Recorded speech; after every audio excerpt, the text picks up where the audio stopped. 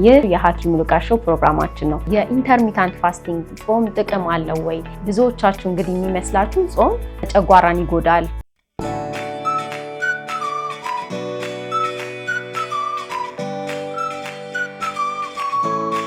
ጾም በምንጾምበት ጊዜ አንድ ትልቅ ለጤናችን ጠቃሚ የሆነ ፕሮሰስ ይካሄዳል።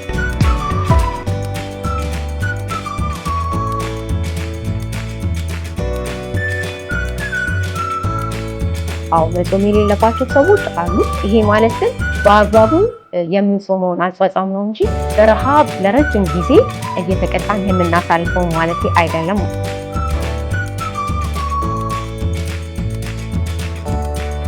የሚጠቅመው ደግሞ ለልጆች እድገትና ለአጥንት ርዝማኔ በጣም የሚጠቅም ሆርሞን ነው። ጾም እንዴት ነው ለጤና ጠቀሜታን የሚያመጣው የሚለውን ነገር የምንወያይ ይሆናል።